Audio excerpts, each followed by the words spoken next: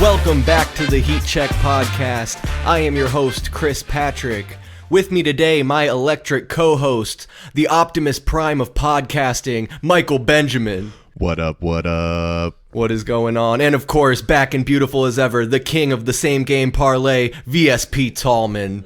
What's going on, guys? How you living, fellas? It's been a minute. Been a minute. Been a minute, been a minute. Dude, doing good, cinnamon man. Roll. What? Speaking of that, I hear that a lot on TikTok, and that's where you can now find Valley Sports Plug on TikTok at AZ_VSP. Also on Twitter and Instagram, also at AZ_VSP, and on YouTube and Facebook, Valley Sports Plug.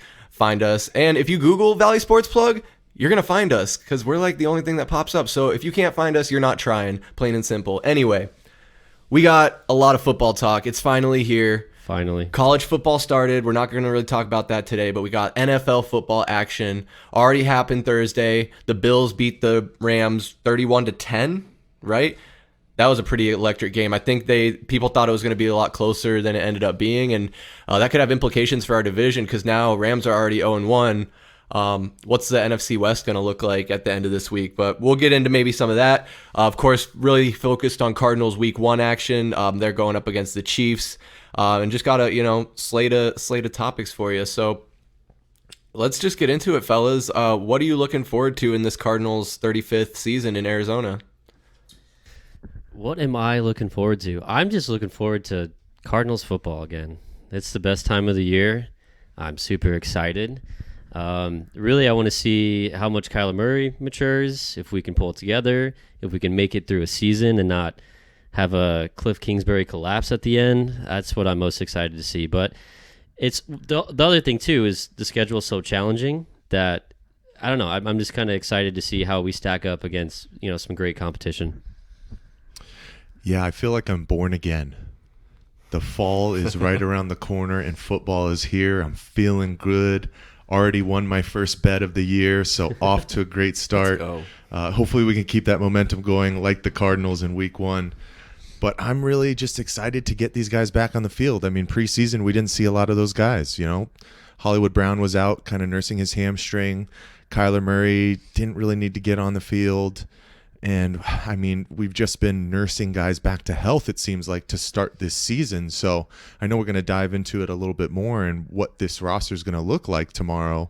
But I'm ready to go, man. I'm ready to get these guys out there and see what they can do. Let's go. 100%, man. This is what we've been saying. Like, they just need to get started playing these games, get into the swing of it. I think it's important to note, if you couldn't tell already, we're recording this on Saturday, September 10th, 2022.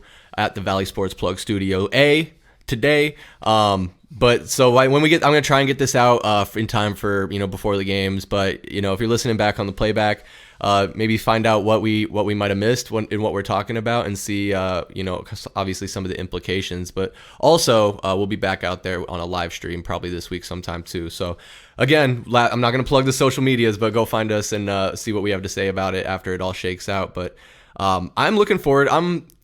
I'm somewhat optimistic for this season. I think there's a lot for Kyler Murray to prove. He needs to take this step, really show he's a leader, and that all this distraction in the offseason was just that. It was unnecessary. It was something he didn't want to go through, just kind of the contract negotiations and all that type of mudslinging that happens in that. And just really move on from that. Also, get these first 6 games out of the way, get D-Hop back in the swing, keep these guys healthy. I mean, that's really the first thing I wanted to dive into is just already up against some adversity with some injuries lingering. J.J. Watt is questionable for tomorrow. Rondale Moore officially out, along with Cody Ford and Trayvon Mullen. So, Mike, man, what... also, shit, and I want Cody to talk about Antonio Hamilton, but first, Mike, this is not good news. What are you making of all that? Yeah, it's a bit concerning to start the season, where a lot of these guys didn't even play, but they're still not ready to go. Like you said, the 2 guys that we brought in within the past couple of weeks, Cody Ford and Trayvon Mullen, are both out. Cody Ford with the ankle and Trayvon Mullen with the toe.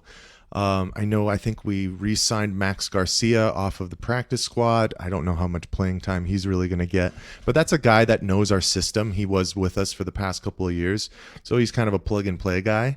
I know Tallman was talking about this. Byron Murphy right now is listed as questionable as well, our number one corner, and we're already missing guys like Antonio Hamilton and going back to Trayvon Mullen, a guy who we brought in because the cornerback position is probably our biggest question mark that we have. So off to a tough start, man. Really hoping Zach Ertz can get out there at least in kind of limited possessions, because I don't know if you want to fully trust everything on the back of Trey McBride, since it'll be his first game as a professional, and he's got to figure everything out as well. But weird. And then the other thing I know Tallman brought up, Marcus Golden dropping a dumbbell on his foot. I mean, what can't happen to these guys? Oh, it just keeps piling up. Everything that happened this offseason, and now finally we're like, okay, the countdown was on, we're ready to rock, and then this injury report comes out, and we got some key pieces that can be on the sideline to start the season, which is going to be tough. We're already missing our number one weapon in DeAndre Hopkins. So it's that next man up mentality. Guys are going to have to be ready to go. And the good thing is we're going to be at State Farm Stadium in front of our home fans. And I know the Chiefs have a pretty big following, but as far as I can say in regards to Arizona sports, I always feel like Cardinals fans show out, and they'll show up even when this team isn't the greatest, more so than I've ever seen at Suns games or definitely Diamondbacks games. So we should have the crowd on our side and give them some extra juice to get going and get ready to rock for the season. Yeah, man, it's time to go. It's something that we just have to get behind. Like I said, already up against adversity, to repeat myself. And Cody, what is going on? What happened with Antonio Hamilton, the cornerback? Well, he needs to watch more Food Network, apparently. For some reason, or what they described it as a freak kitchen accident. Mm-hmm. Was he playing with hot oil or something? Yeah, so it did. I don't know if they specifically came out and said what he was cooking, but yeah, he spilled hot oil all over his legs, burned his entire leg, both legs actually, because he tweeted out that picture and it looked nasty. So they're expecting him to be out for 4 weeks, I think. Hopefully he can make it back before that, because obviously we need him.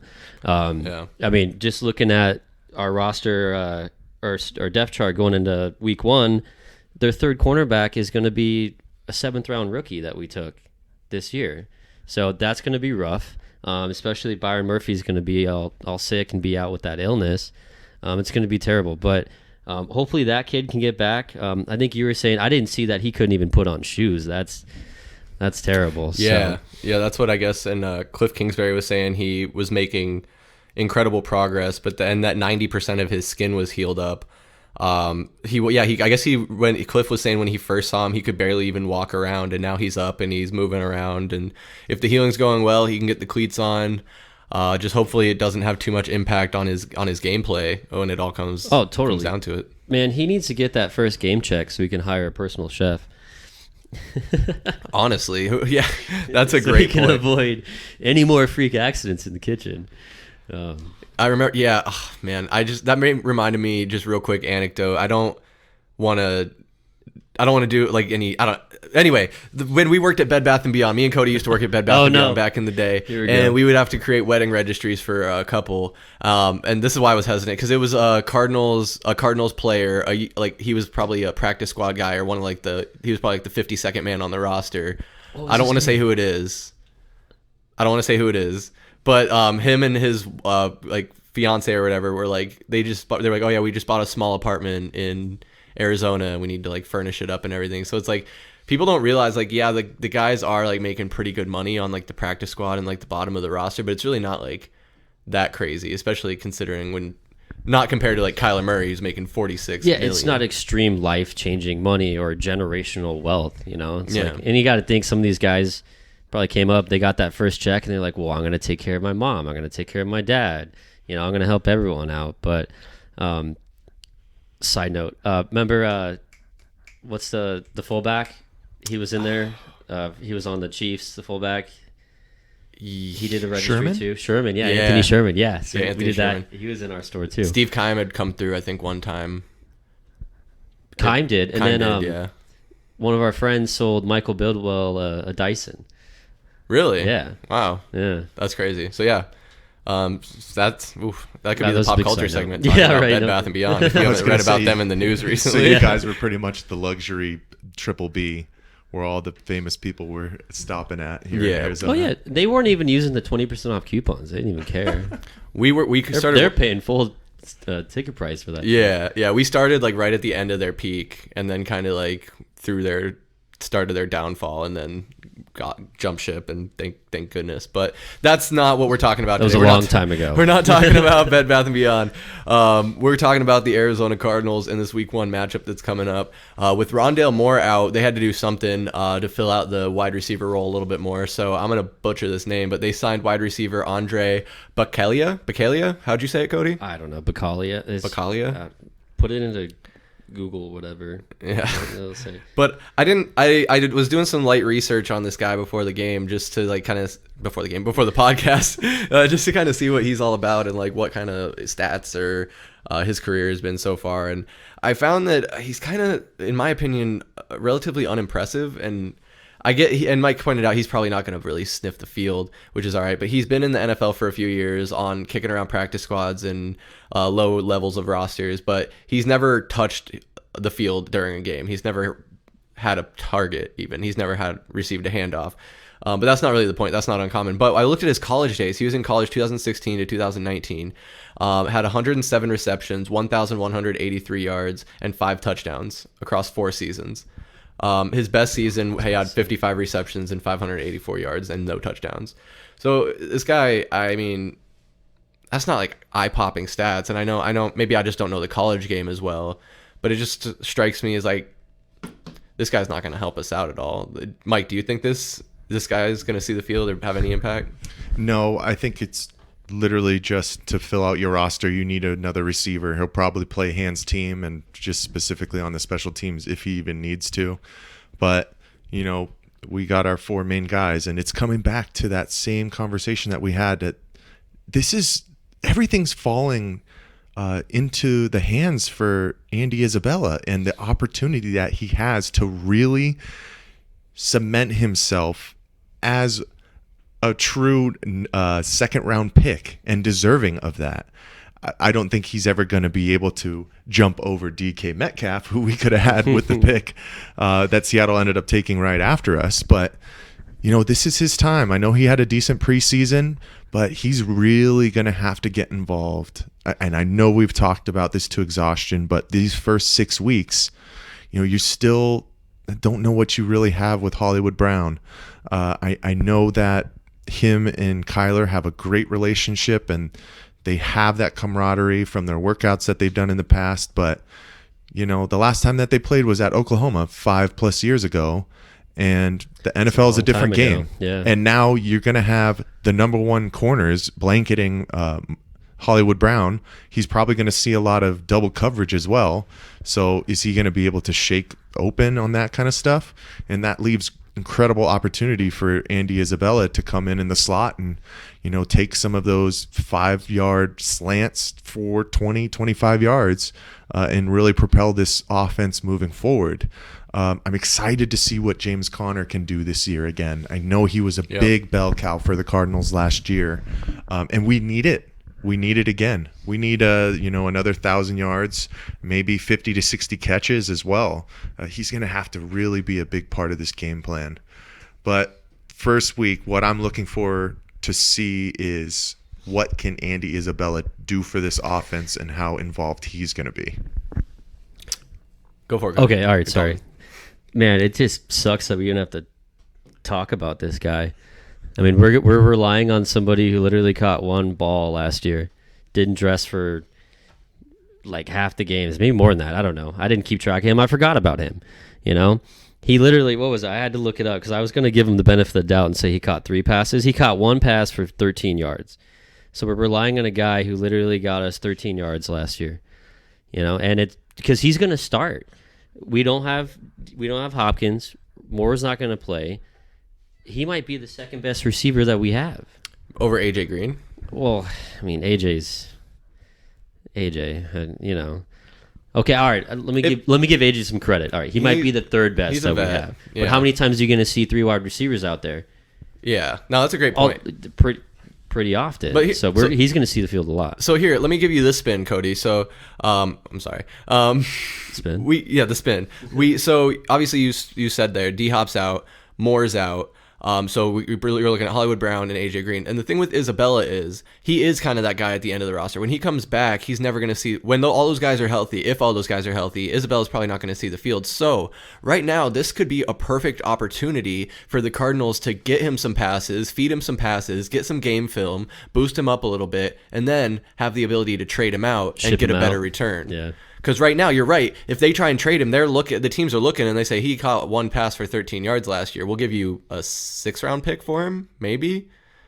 Like probably not even. Maybe that. not even that. They'll wait till they drop him.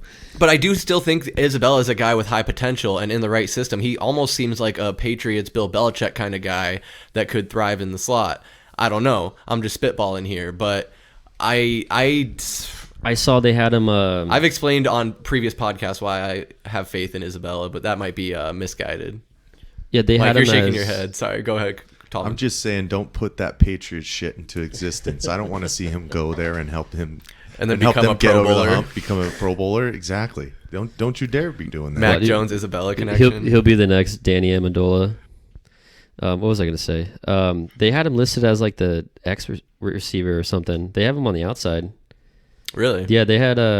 How tall is Andy Isabella? He's not tall. That's what I was thinking. That's why I was thinking of him for. He's just fast. But that's why you have. I think Marquise Brown they had listed as. Anyway, sorry.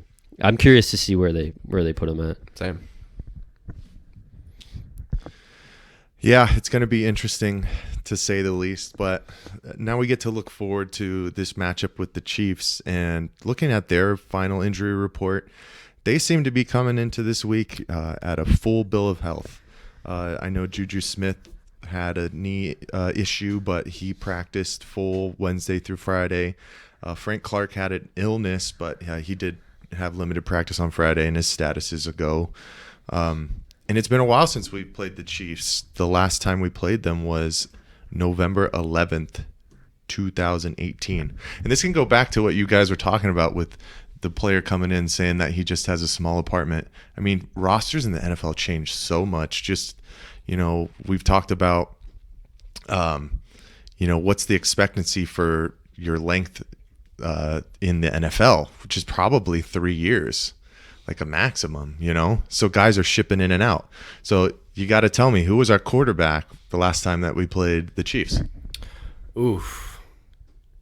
Josh Rosen. Yes, sir. There you go. Okay, yeah. Josh Rosen. Sorry, we ended up losing that game 26-14. What was his stat line? Sorry. So he was 22 of 39 for 1 touchdown, 2 interceptions. Oh. So 58%. Not good. But another guy who was a focal point of our offense, David Johnson, 21 rushes for 98 yards and a touchdown. Also had 7 catches for 85 yards and 1 touchdown. So it's crazy to see how things can change in such a short window.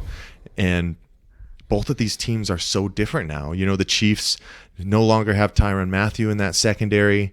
Their big main weapon, Tyreek Hill, the Chiefs didn't want to pay him, so he ended up going to the Dolphins.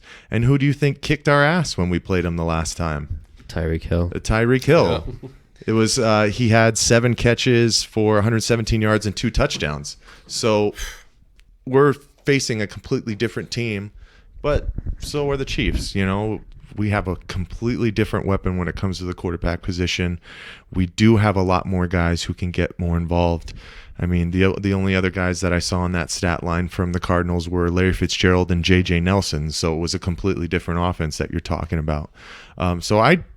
Grand scheme of things, when I start looking at what's going to happen tomorrow, I do like our chances.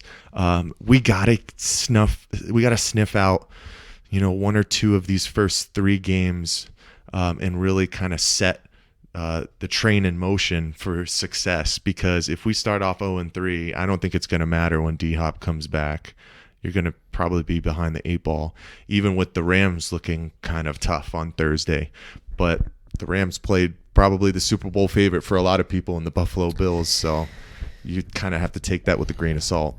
Yeah, but Rams also looked kind of bad. I mean, I was rooting for the Bills. I wanted them to lose big time, but they did not look like the same team. But I don't want to derail us. No. You're all good. I want to go back to the Cardinals though. Cody, who needs to have a big game against the Chiefs here? Who are you really? I'm going to put you on the spot here. Which player on the Cardinals needs to step up and have a big game in order for the Cardinals to even have a chance to win this? That is a softball question. You know it's Kyler Murray. All right, do you want to do it with? You can't answer Kyler Murray because we all know he's got to have a great game for us to win any game. So let's go skill players. I think it's gonna. I don't know. I want to. Oh shit. On both. Okay, how about on each side of the ball? All right. One offensive player, and I think Hollywood Brown. He needs to come in strong in his debut. Yeah. We gotta. I want to see that connection from college with him and Kyler come to fruition finally, because that's all people keep talking about. So let's see if that actually translates on the field. Right. Defensive side, I would say I'm going to go two. There's going to be two people. It's going to be Isaiah Simmons and it's going to be Buda Baker. Isaiah Simmons and Buda Baker. Yeah. Okay, Mike, same question. Buda Baker. I'm definitely with you, Cody, in regards to Isaiah Simmons, especially now that he has the green dot and is going to be calling the plays. Got to see if he can get these guys in position and himself become the true leader for this defense. I know Buda Baker is. He has plenty of tape on the field to back himself up as the leader of this defense, but we need more guys, and I want that to be Isaiah Simmons, especially with him being such a high first-round draft pick. On the offensive side, I know I already said Andy Isabella. Another guy that I'm really interested to see how he fits into this mix is Trey McBride, especially with what's going to happen. Is Zach Ertz going to play? We don't know yet. It sounds like if he does play, he'll be on limited snaps. So Trey's going to have plenty of opportunities to, get in the middle, get in the mud in the run game, and then have some opportunities in the passing game, because we know Kyler Murray likes his tight ends. He's going to be looking for him. So I'm excited to see what he can do with those opportunities as well.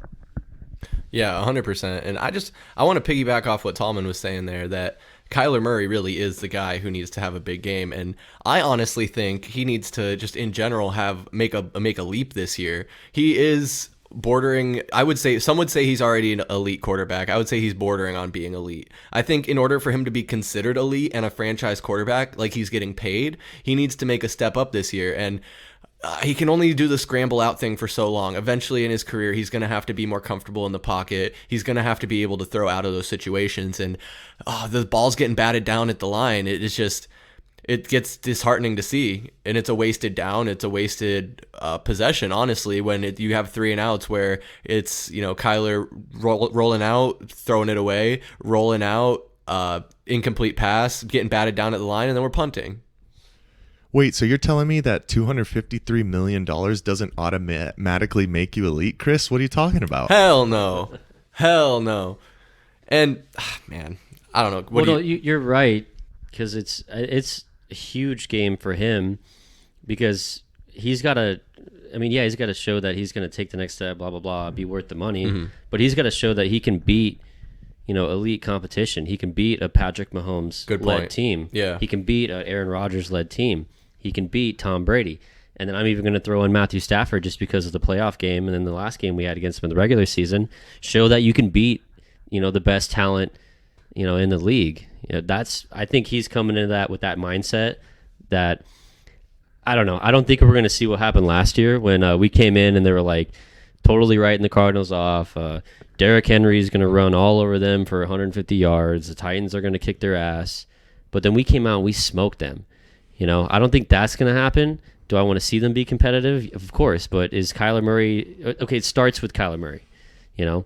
He facilitates, he starts everything. So yeah. No, and that's true. And I just think, like I've been saying, they need to come out and make a statement. And if they don't win, at least have a good game, because the way we ended last season with that disappointing loss to the Panthers, Cam Newton just kicking our teeth in, and then barely beating the Bears that we should have easily beaten.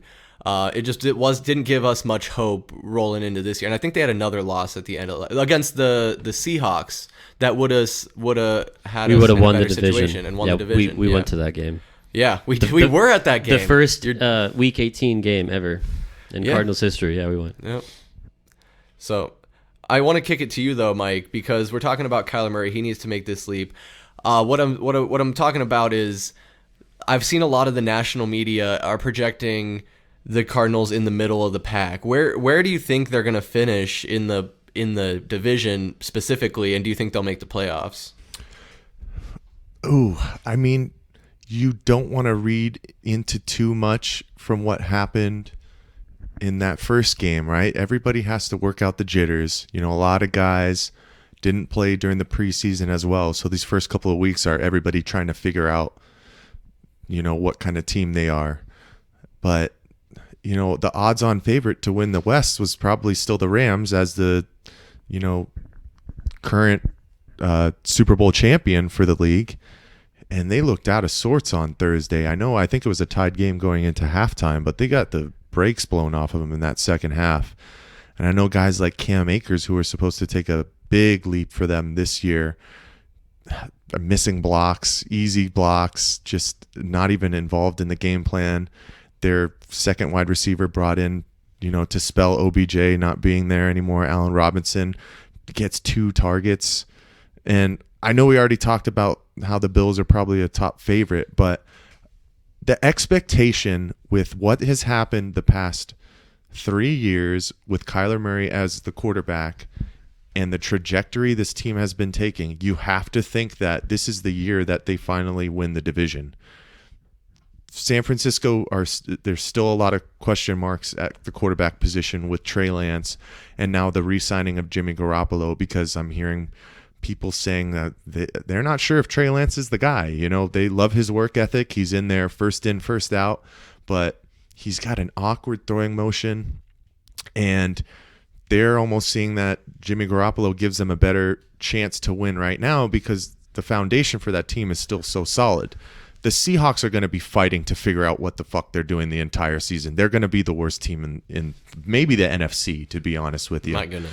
But this is the chance to jump on it and get this division and continue to build the progress that you've made as a unit. And when I say unit, I'm talking about 3 guys. I'm talking about Steve Keim, Cliff Kingsbury, and Kyler Murray, where all of these guys just got paid and got paid the big bucks. You got to win now because the past 3 years got you those contracts. So you have to take that next step and win this division. We've talked about how tough the schedule is going to be, but this team is still a good unit. They have a good foundation. And if you want to be elite, if you're Kyler Murray, you have to be able to fight through the adversity that is given to you. The all-time greats figure out a way to win with the pieces around them, even if you don't have your number 1 wide receiver with DeAndre Hopkins, your next up-and-coming guy in Rondale Moore. You find a way to bring all those other guys with you and figure out a way to win. Like, that's the next step for Kyler Murray. If he wants to be elite, it's going to have to be on his hands. So the expectation, not only to win this division this year, the expectation is Kyler Murray to be in the top 3 in the MVP conversation when we start getting down to week 13, week 14, because he's cemented himself as one of the best quarterbacks in this league. And I have to have it. Yeah.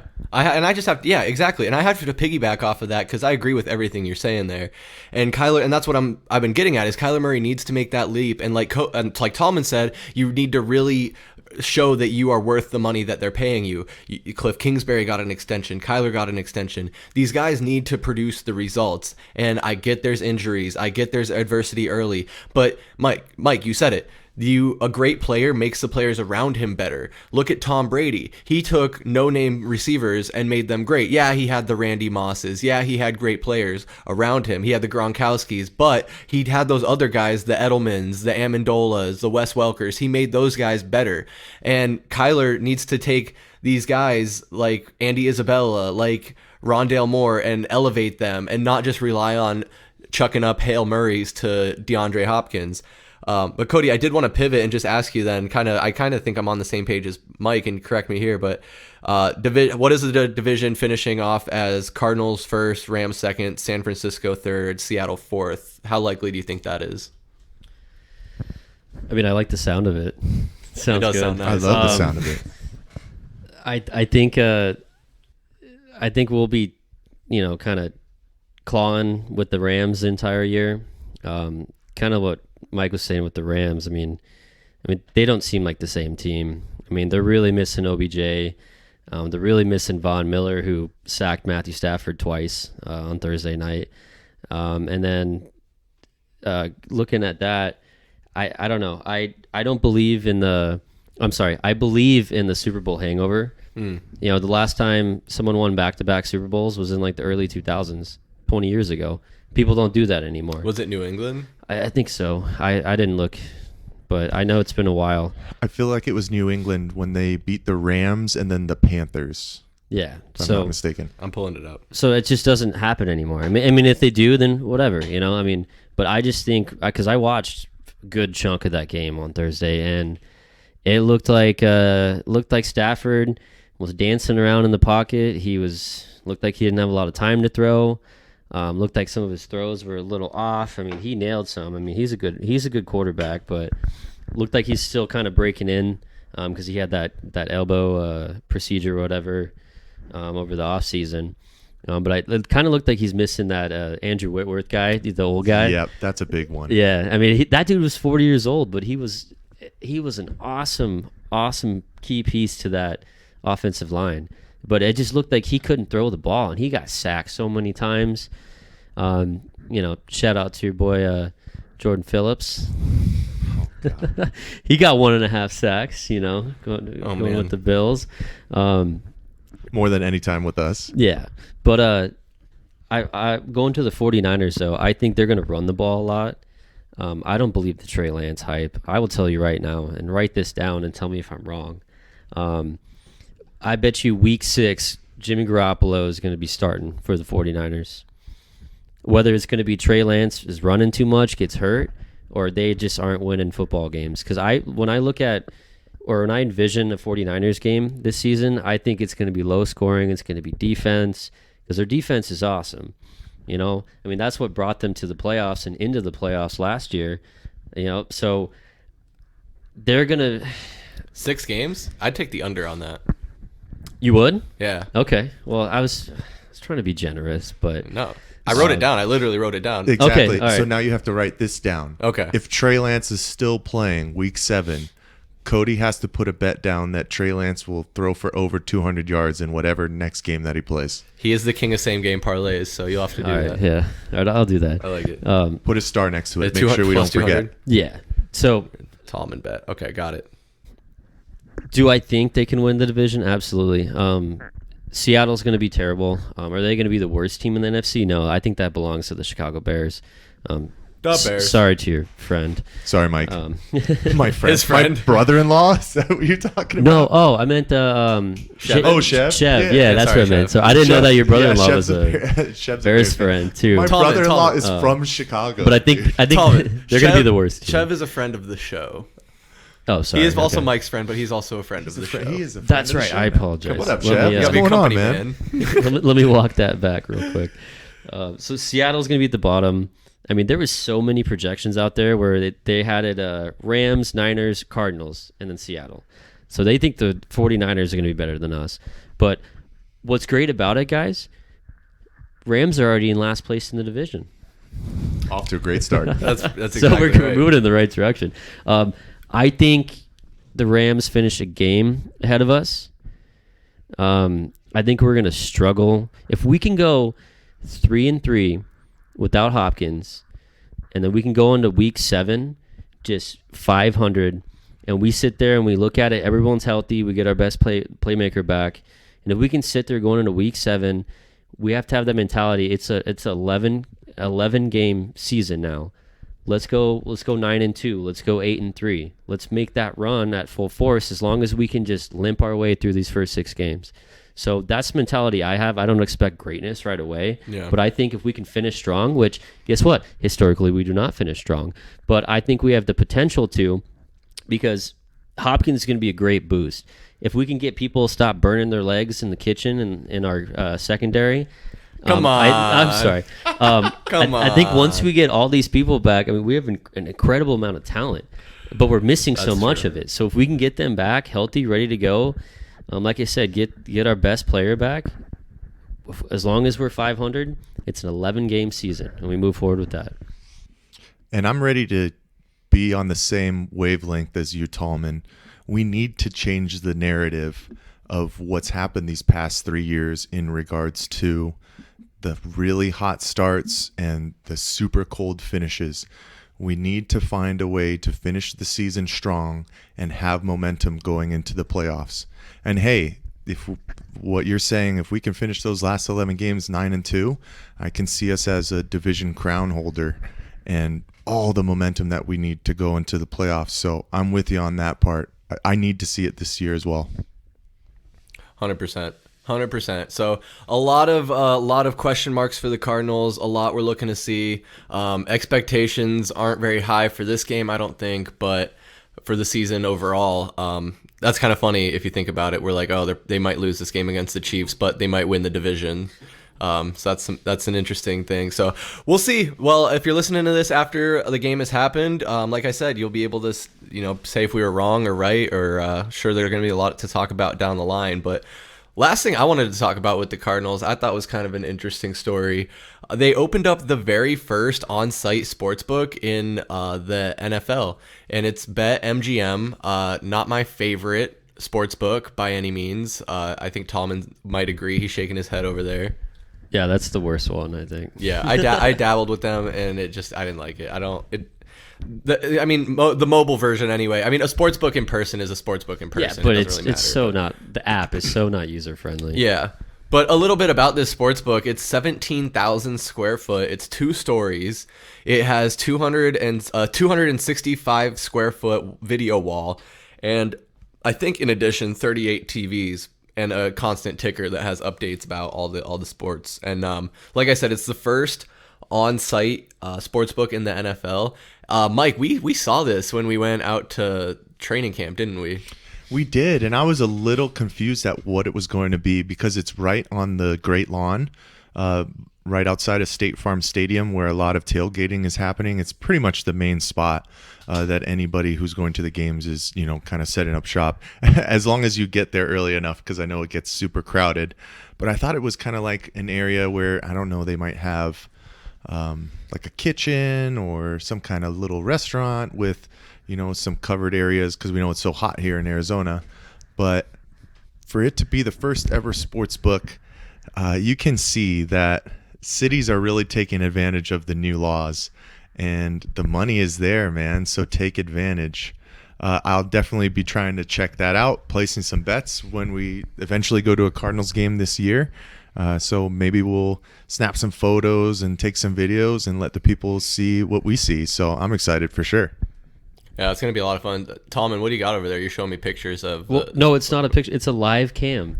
Oh. This is it live right now. They literally have a live camera pointed on the sportsbook. And the Great Lawn. Is it on the Cardinals website, or is it on? It's on MGM. Oh, okay. Patriots Cardinals. We got to go to that game. There we go. So I guess I should have researched it some more. Is it something that you can just go to on game day? Anybody can just go down there, or do you have to have a ticket to the game to be able to get access to it? No, it's open Monday through Friday, Saturday and Sunday. It's open. Just open to the public? All the time, Well, yeah. it's going to be impossible to find parking on game day. You'd have to you could probably park over at Westgate. Yeah, say park at the mall where you get shot at. Yeah. Sorry. Man. Maybe cut that one out. That'll be good. Is it? Not cutting So is it open to the public already, or is it just going to I open believe so. for the first game? Yeah, you said there was a ribbon cutting, so I Yeah, they imagine did it's gotta be open. when did they do the ribbon cutting? I saw something like 2 days ago that a ribbon cutting. They want people to start placing their bets right away. They got. I didn't look. I Dude, also didn't look. They got a. Do they have a bar in there? But Yeah, they have a restaurant. over there. restaurant. Oh, restaurant. Yeah, that makes sense. They open at 7 a.m. on Saturday and Sunday. Yeah, I like Mike said, we're definitely gonna have to go down there and. Oh yeah, that'll maybe be a lot of fun. Maybe we'll be able to do a live segment of Tallman's ticket, what is that, Mike? What is Tallman's What ticket? is that, Chris? You got to let the people know. What's Tallman's ticket? Well, you see here, folks.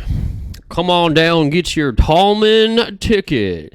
This is the place where we burn ourselves with oil, get speeding tickets, drop weights on our feet, and we don't really care. So, sit down, relax, and enjoy the show. That doesn't really tell us what it is, though. At all. Dude, that's the opening, man. I like it. I'm gonna cut that. We're gonna save that. I was going to say, it got me hooked. I'm ready to figure out what the hell's going on. That is the... it's like every great show has to have an opening, right? So basically, we came up with this awesome idea of how I'm going to lose money this year every week. And I'm going to start sharing only one out of many, just kidding. One bet that I place each Sunday for NFL football only, whether it's a parlay, same game, I'm going to share it with you all. And you can find that on social media. Yeah. What is the social media? It's I don't know, man. We'll probably share it on at @AZ_VSP for TikTok, Twitter, and Instagram. On Facebook at Valley Sports Plug, and of course in these videos we do for on YouTube for Valley Sports Plug. So that's the plug. That's the places. Tallman's ticket is what we're calling this little bugger, if you will. And these are going to be right now. We're talking just the NFL season. Yes, absolutely. So Tallman's ticket exclusive. So the first ever Tallman ticket here. I got a little frisky, I would say. I went 5-leg parlay.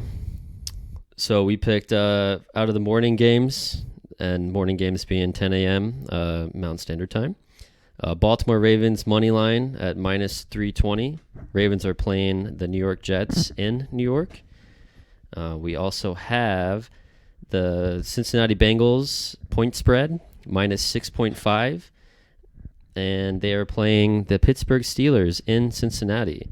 The last morning game will be the Philadelphia Eagles point spread -5, and they will be playing in Detroit against the terrible Detroit Lions. Two games we have here to finish up our five-leg parlay in the afternoon here. This one hurts really bad because we just talked about how they're going to win the division. I went ahead with the Kansas City Chiefs -6.5 point spread, that is, against the Arizona Cardinals in Glendale, Arizona. And then the last one here for the afternoon, Tennessee Titans money line at -250. And the Titans are playing at home against the New York Giants. Straight up sacrilegious. Yeah. Week 1, Cody's picking against the Cardinals. I cannot believe it. Man, so that's interesting. So if I'm not mistaken, it was Ravens money line, Titans money line, Chiefs spread, Eagles spread, Bengals spread. Were any of those alternate spreads, or were those No, they're straight up spreads. straight up spreads? Yeah. So nice. So I just wanted to say, and Mike, maybe you can jump in here. With the Eagles and Lions, I get what you're saying. And a friend of the show, Drama, I don't know if he'll ever be on a live stream. He was on the stream for the draft. You probably saw him there if you tuned into that. But he thinks the Eagles are going to run the Lions in this game. But he's a homer. He's an Eagles fan. I set that up with, though, I'm sitting here thinking about it. They do have, I believe, Jared Goff is their quarterback. They got in the Matthew Stafford trade. He's a serviceable quarterback. You got high expectations for DeAndre Swift, the running back. And I think the rookie wide receiver, what's his name? It's Amon St. Brown. Amon St. Brown. So he's second year. He kicked our ass last year. That's Second for sure. year. Mike, about specifically that Tallman's Eagles pick here, -5, do you think that's going to hit or going to cover there? Yeah, I like that one. I like the Eagles to make a push for the NFC East to win that division. I've been seeing a lot of people picking them as their dark horse Super Bowl favorite to come out of the NFC, which is asking a lot out of a guy like Jalen Hurts, who I still feel needs to figure out his true footing in the NFL and what kind of quarterback he's going to be. But, they added weapons around him like A.J. Brown. Devontae Smith is only getting older and it really has shown flashes. So I do like the Eagles. I think that's a pretty easy one, even though it's against the Lions in Detroit. Lions, they get that bad rap. They've been bad. They've been terrible for a very, very long time, and I still don't think they're there yet. And they do have some more weapons, but, a guy that you brought up that they're going to really need a lot out of this year, DeAndre Swift. I don't know if he's that guy. There's a reason I didn't take him in fantasy football, and Chris, I gave that one easily over to you, but I didn't have too many options. So I think that's a no-brainer. That Eagles -5 on the spread, no-brainer. Fair enough. Another one, I don't like to bet on my own teams too often. I will say in some of the bets I've placed, I also have the Chiefs beating the Cardinals, admittedly, but Cody, you got the Bengals here -6.5 against the Steelers. It is Yes. it is in Cincinnati, so I'll give you that. They were in the Super Bowl. I'll give you that, but the Steelers do have some weapons. I mean, that's the homer. I mean, you're betting against Najee Harris. No, okay, so yes, I am betting against Najee Harris, but the reason is he can't carry all other 10 people on his back every time he's on the field. He's going to try to. I'll give you that.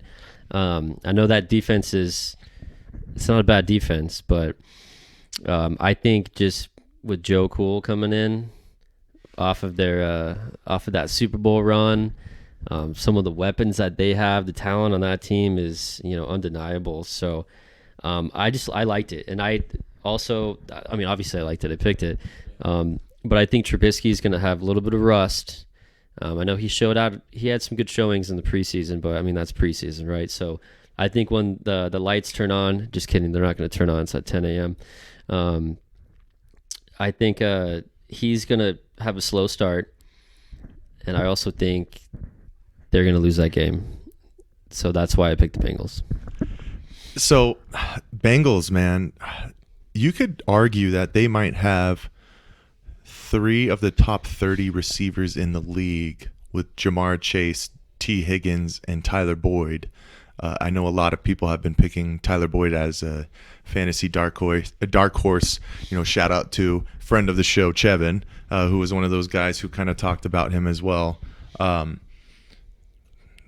Steelers, man, they just have such a young core, and Mitch Trubisky, I really do hope he kind of has a second coming with his new opportunity he has in Pittsburgh.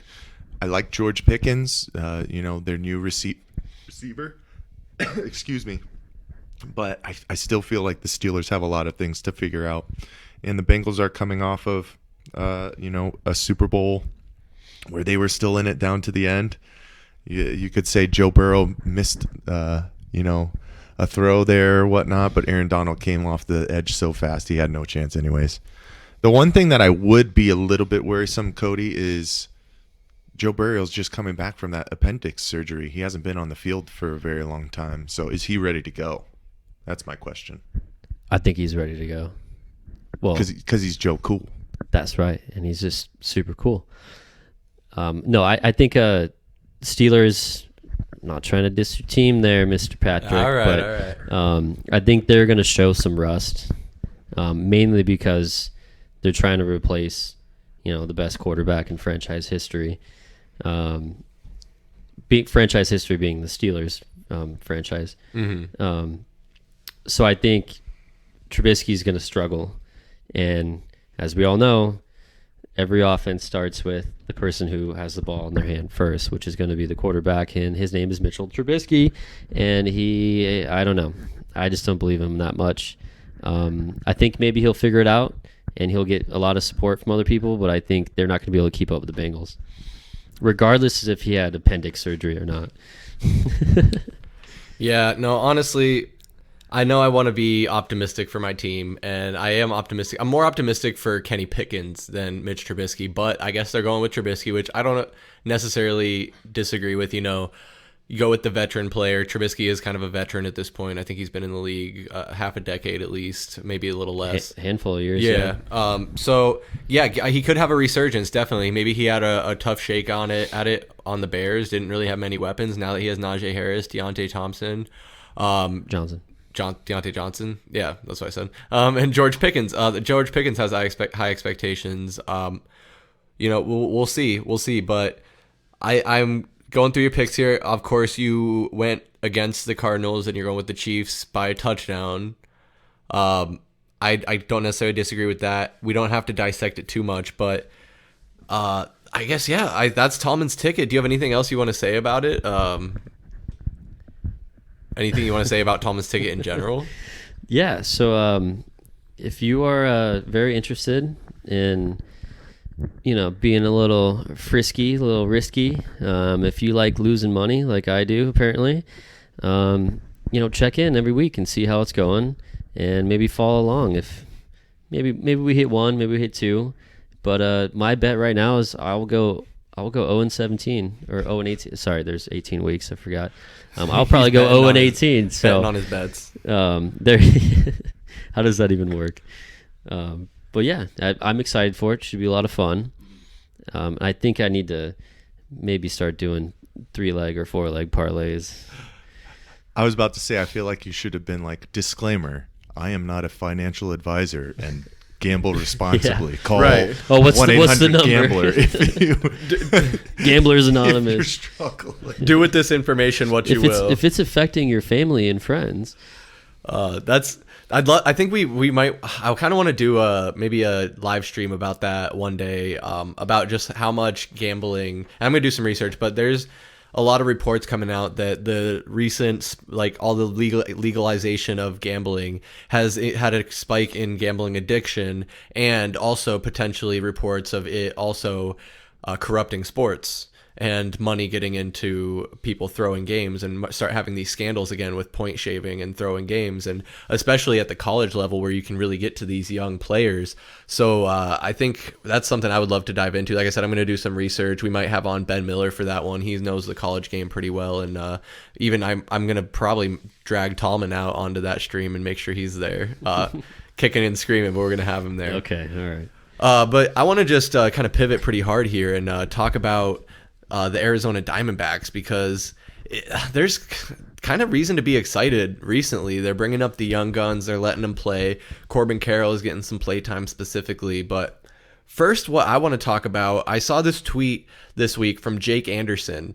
He said, the D-backs have now blown 21 of 50 save opportunities this season, and at 9 games out of a wild card spot, that means cleaning up just half of these would put the Diamondbacks in the playoffs. Think about that for a second. October baseball is that close to returning to Arizona. And I think that directly ties into these young guys playing. Mike, I know you were really excited to see Corbin Carroll coming up. Are you getting excited for maybe the next couple of years of Diamondbacks baseball and having some optimism?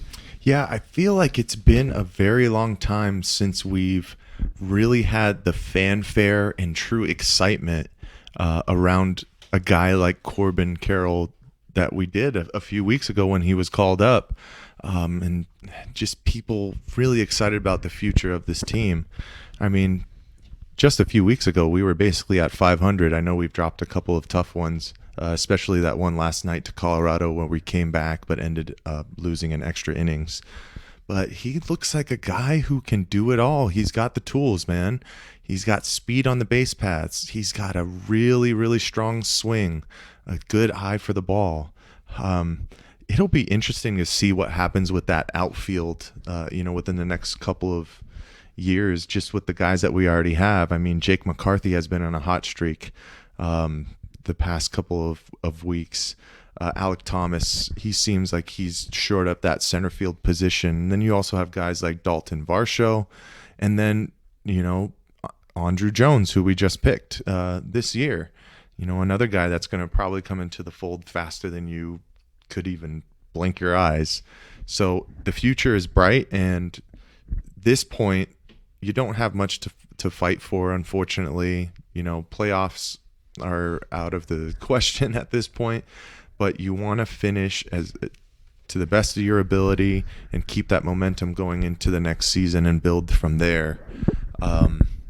It'll be interesting to see what they do with their pitching rotation because, guys like Zach Gallen has had a hell of a year, but then we're struggling, with Madison Bumgarner, and he's lost the majority of these games, I think, within those 25 games that you were talking about from that tweet, Chris. I know that we blew a bunch of saves, but I'm pretty sure 4 of those losses were from Bumgarner as well.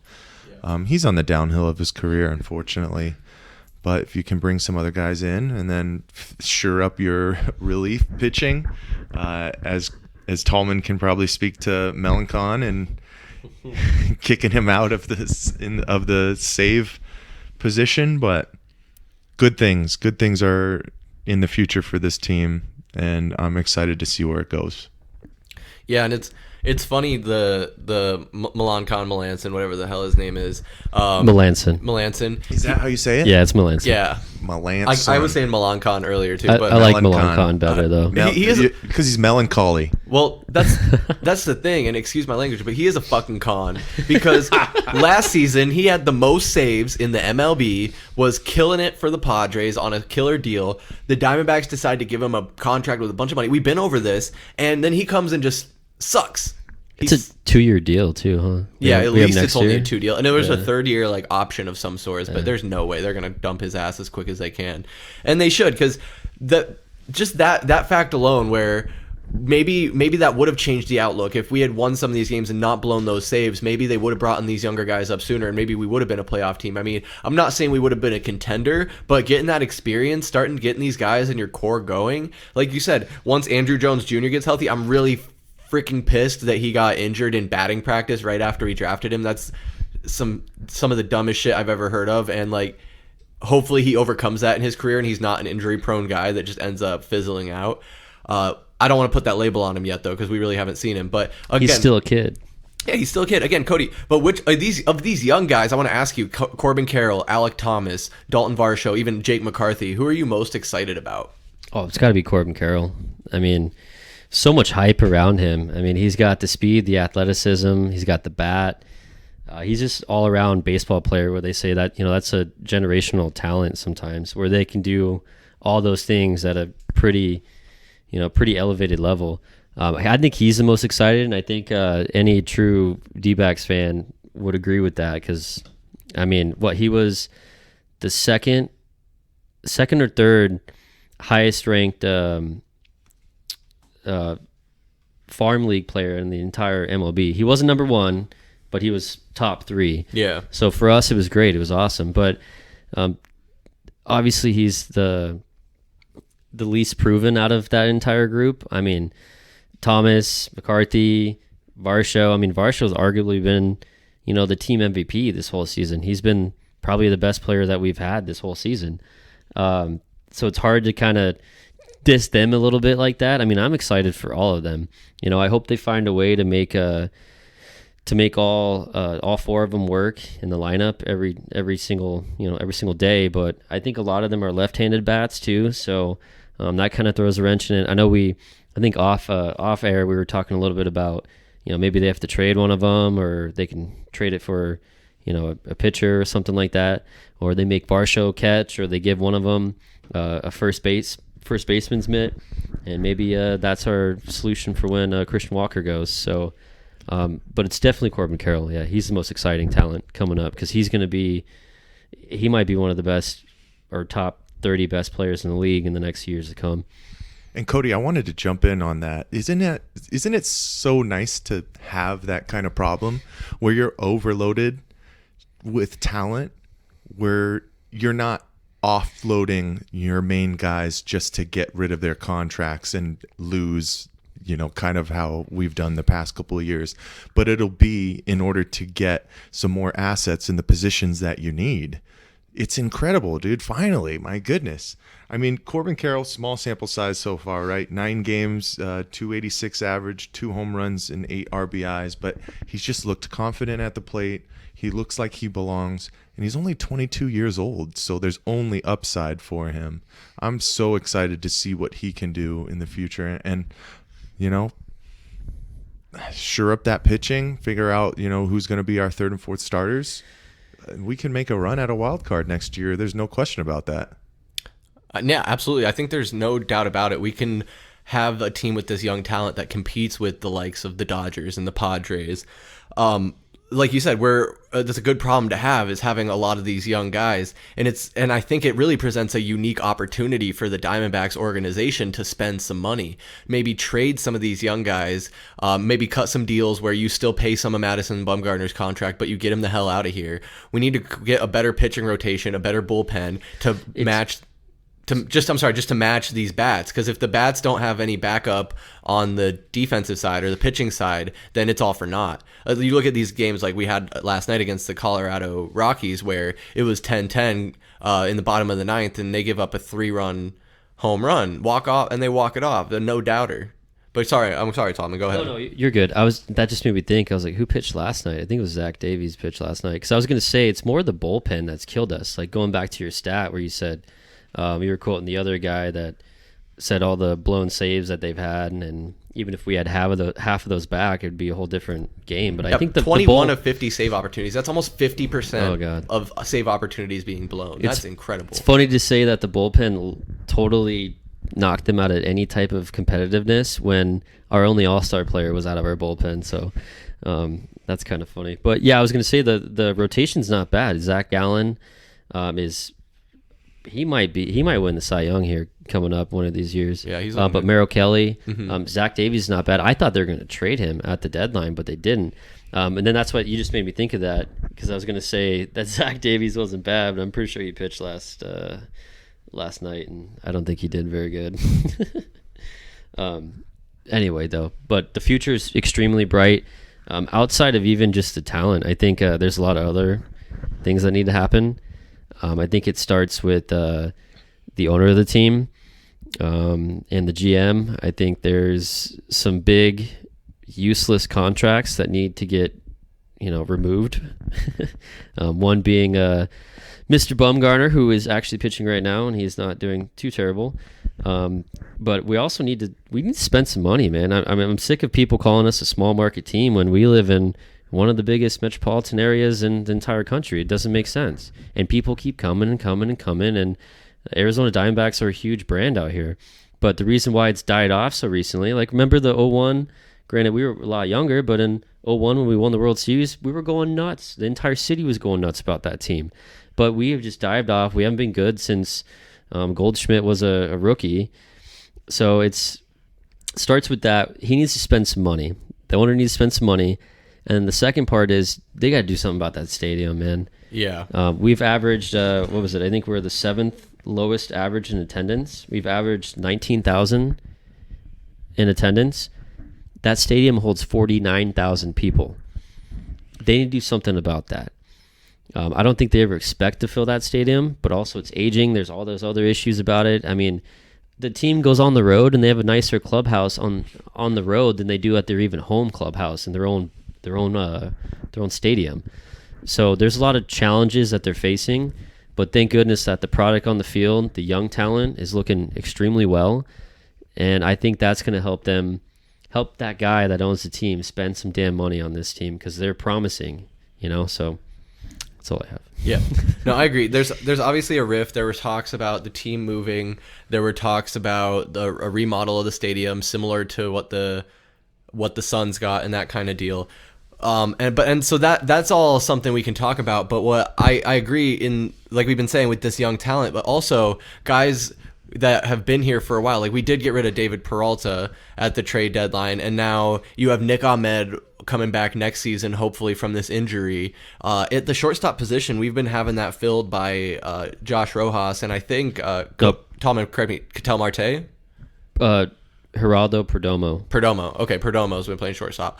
So he hasn't done too bad of a job either. He's also 22. And he's a young guy, so he kind of fits into the mold of these young guys, whereas Nick Ahmed is going to be, I think, 33 years old next year. 32, 33 years old, so he's getting up there. Is he that old? Yeah, he is. Oh, wow. And that's something I talked about where I almost think they should have kept Jazz Chisholm and traded away Nick Ahmed. I know the return might not have been as great. We did end up getting Zach Gallen in return for Jazz, so that's something to consider, which That's pretty good. I'll take it. Honestly, I'll take it. But yeah, I'm curious, Mike. Do you think that they're going to move some of these other older pieces like a Ketel Marte? I mean, hard to say he's old when him and I are brothers. We were born on the exact same day in 1993, and yeah, but like those guys, like he's 28, going to be 29. Is he going to be shipped out? Is Nick Ahmed going to be shipped out in favor of some of these younger pieces?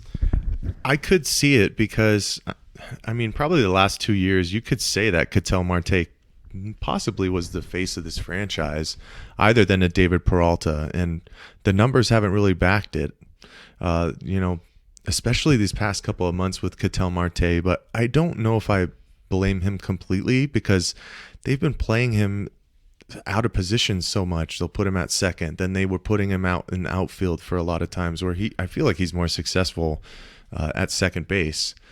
But he's been recently he's been designated hitter a lot. Yeah. So you can almost start to see that transition out, Chris. Yeah. And it brings up a good point. I mean, what do you have to lose, man?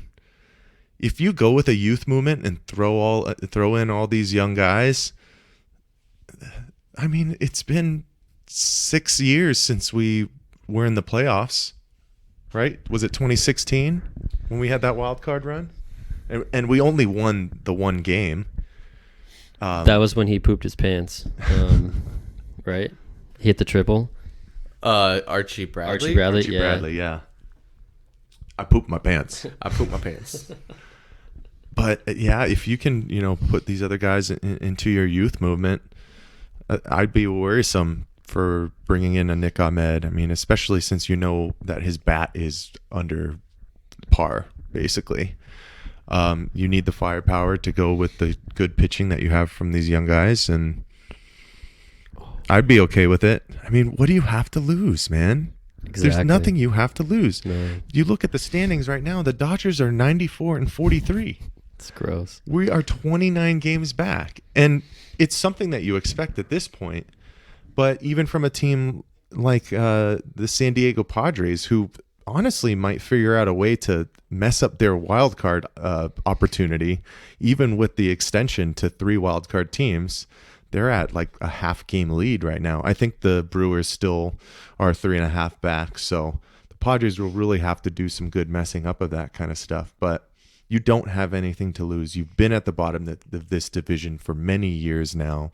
So it's time to kind of start figuring out what these young pieces can do at the major level and give them those opportunities.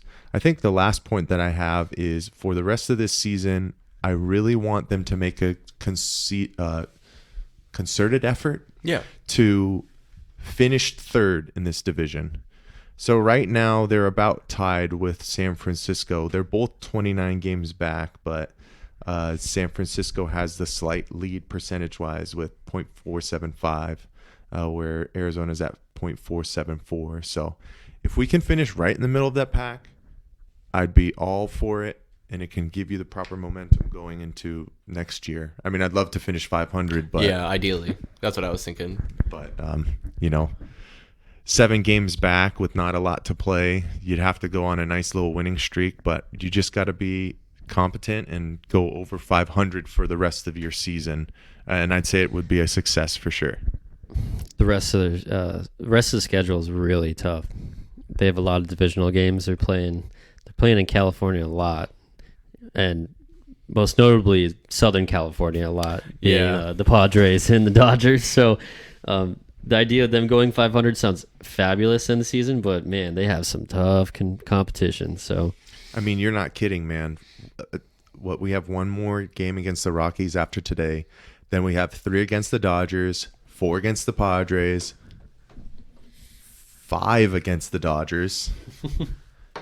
3 against the Giants, and then you finished off with the Astros. That's no yeah, joke. I don't know about going 500. But that's what I'm saying. But that's fine. If you can do that and give yourself a little bit momentum going into the off season and finish 3rd in the division, I'd say that's a success. You're heading in the right direction. Absolutely, and they surprised everybody. Like, we had 0 expectations, and like they gave they extended Lovello too because of what he did with nothing this year. Granted, I think he only got 1 more year. Yeah, it's hard for me to praise a team that's sub 500, but I hear you. They've impressed. They flashed recently, especially once they brought up these young guys. So plenty of optimism to be had, like we've kind of been saying. And I think expectations are high for next season to, again, be a top. It's hard with because you don't know what the Padres are going to be like. The Dodgers are going to spend the money and they're going to have a lot of talent and probably have a good record. They're perennial like that. So just fighting for that second spot, being in that conversation. So in that second, third spot in the division, get like Mike was alluding to, get that wild card spot. So we're gonna take that optimism. We're gonna probably crank up our D-backs coverage a little bit. I know we go real heavy with the Cardinals, we go heavy with the Suns, but we want to be the Valley Sports plug, your go-to outlet for all things Valley sports and entertainment. We're going to dip our toes into pop culture here and there. So, just really excited to have you guys along for the journey. If you've made it this far in the podcast, we freaking love you. You're freaking amazing. And just thank you so much. We're going to wrap it up here with one last little topic that was important to Mike. I'll just kind of set it up, and then I want you to let us know how you feel about it. Devin Booker, the cover athlete for NBA 2K23, was given a player rating of 91 overall. And on face value, if you're not familiar, you're like, oh, 91 sound on a 1 to 100 scale. That doesn't sound too bad. It's a 1 to 99 scale technically, but that doesn't sound too bad. That sounds really good. The thing is, though, some of his peers like Ja Morant and Jason Tatum have much higher ratings at 93 and I believe 95 respectively, or is it also 93? 93. Yeah, they're both 93. So similar players, but much higher rating. And Mike, what was your reaction to this? So my whole thing about this situation is you finally felt like the national media and just general pop culture, if you would say, around the NBA is starting to give the Phoenix Suns their just desserts, with the run that this team has had going back to the bubble. And Devin Booker has started to cement himself as one of the best players in the league, obviously with a top 5 finish in the MVP conversation. But once again, they find a way to almost discredit the success of this team and put their cover athlete outside of the top 10 of their rankings. I mean, let's go through this list real quick. Giannis, 97.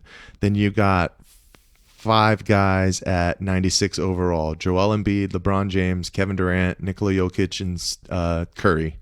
Then you got Luka Doncic at 95. Kawhi Leonard, a guy who hasn't played in a year and a half, is 94 overall.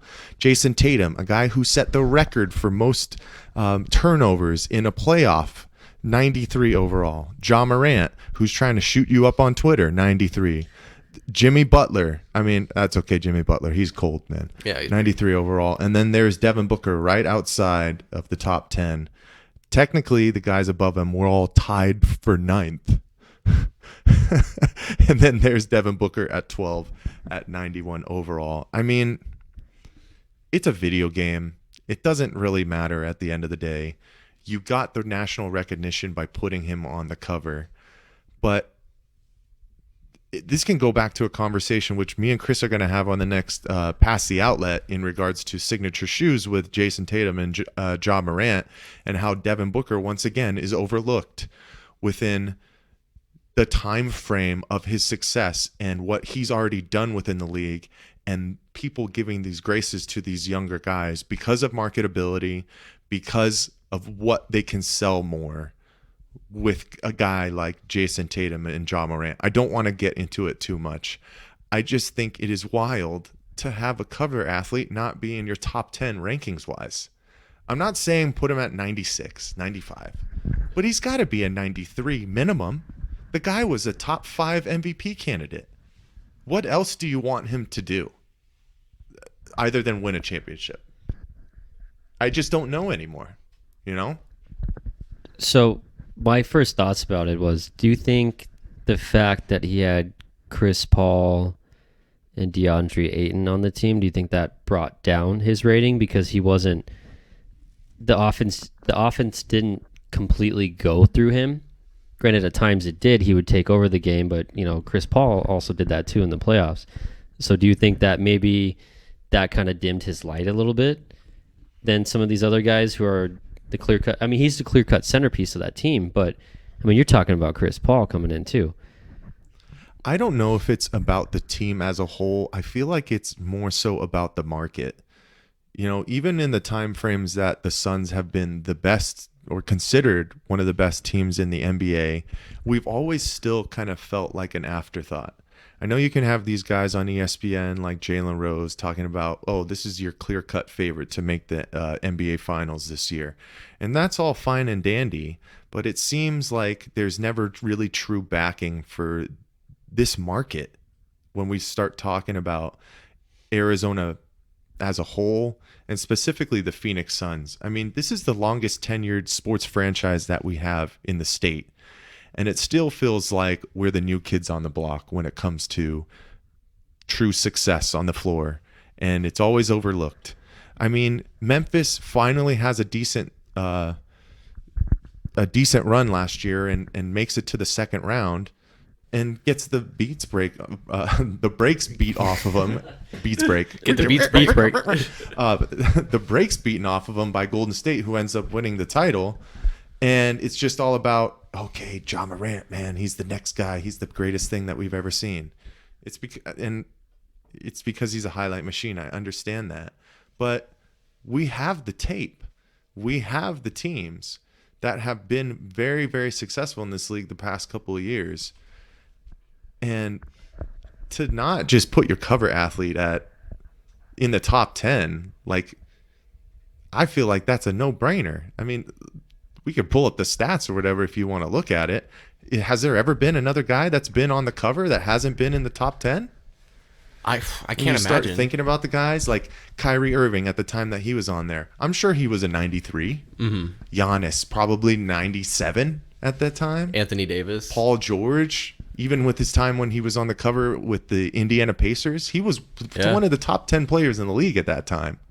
But you give him his credit, you put him on the cover, and then we have to start talking about these kind of things once again. It's just, yeah. That's what it is. That's what it is. Did you still buy the game though? No, I need to get a new console because if I buy the old Gen 1, my console that I have now will probably explode. Wouldn't even be able to handle it, just overload. Nope, it won't. Yeah, I feel that. I want to get the next gen console so bad, but it's like, it's an investment. Is it still $500? Yeah, it's Jesus. 500, 600. It's expensive. Wait, but can you actually buy it, or is there still a big? Yeah, I actually saw some at Target a couple weeks ago. They were like, they had both of them. They had the regular, like the one that looks like the Xbox Now, and then like the upright rectangular boxy looking one. They're all boxy looking. I don't know what I'm saying. Anyway, I think though that the last thing I wanted to kind of touch on this with and toss this over to you, Tallman.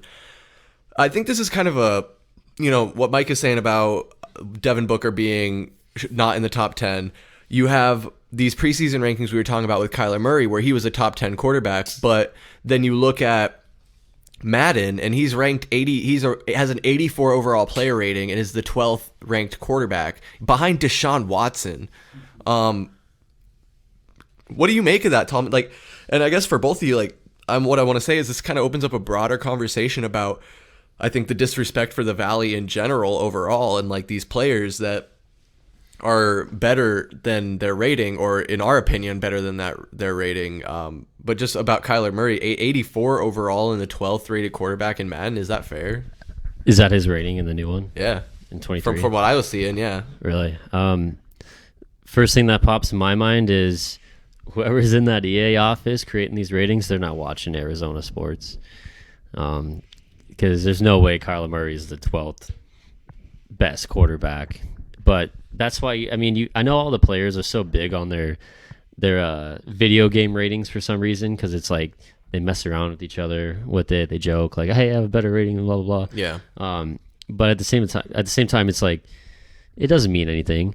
And then watch, they have I've never played NBA 2K, but in Madden you can like download the updated rosters. So like throughout the season, so halfway through the season, if Kyle's having a good year, he can do the updated roster and he's got a higher rating.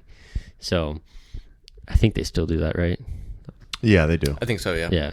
So I don't know. I don't pay too much attention to it. Because, at the end of the day, you can change whatever rating you want. You can turn Justin Bethel into a 99 overall. I used to do that. You probably have to create a character now to even put him in the game. Well, yeah. I'm saying like 4 years ago. Speaking of this video game stuff, Mike, did you see that Doc was in 2K? Dude, I watched his stream, man. I watched the stream all yesterday while I was working. Wait, who? The two-time. The two-time? Back-to-back. 1993, 1994 Blockbuster video game champion. Who is that? Oh, my You goodness. gotta be kidding me. Wow. Do you live under a rock?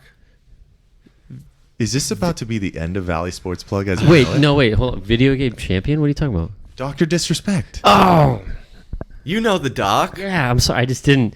You have to do you have to do the full name for me. It's in his man. name. Don't you disrespect Dr. Disrespect. Well, the only thing I right? know about him is he threw like a 70-yard pass at 49ers camp. Did you see that? No, I didn't see that. Yeah, he That did. doesn't surprise me, though. With headphones on, too. Of course he did. Yeah, of course he had headphones. He Yeah. probably had sunglasses on, too. That's he what- did, yeah. And his wig with his mullet And and, his his bulletproof headphones vest. and his bulletproof vest. Oh, he bombed it. Look up the video after this. It's funny. Will do. Yeah, it's pretty good. I think that's the one downfall with him is that he's a Bay Area guy. So he likes the Warriors and he likes the 49ers. Boo. But hey, I won't hold it against Wait, him. he's that old? He's an older guy. Yeah, he's in his 40s. You said 92, 93? Back to back. 93, 94, back 94, to back. okay. Yeah. Damn, okay. Blockbuster video game champion superstar. What, at Tetris? And what was the game that he won? NBA Jam. Sure So it wasn't that's Tetris? So that's how you know he's a real Okay. one. No, it wasn't Tetris. I'm Oh, just come on, kidding. bro. Come on, I'm bro. calling him old. That's an Tetris. old joke, okay? Tetris. Well, All right. anyway, we covered a lot in this episode. We got the Cardinals week 1 coming at you. Hopefully I get this out tomorrow on game day. Worst case, I'll get it out right after game day, and we'll see what happens.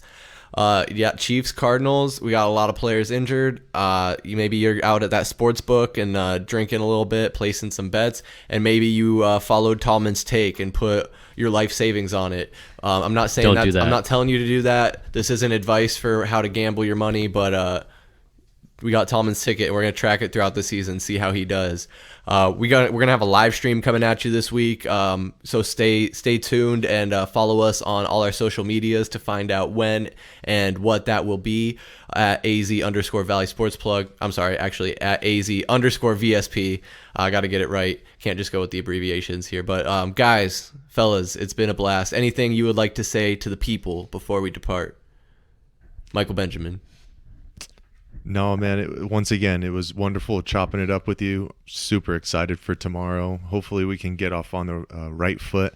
And everybody stay tuned. We'll talk to you next time. Tallman. That's beautiful. I don't have anything except tomorrow morning I'm going to be screaming, "It's game day, baby!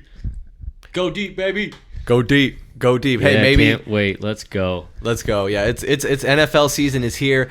I'm freaking excited. Cardinals are back in action. We'll see what happens. So I am Chris Patrick for Michael Benjamin and VSP Tallman. We'll catch you next time. Peace.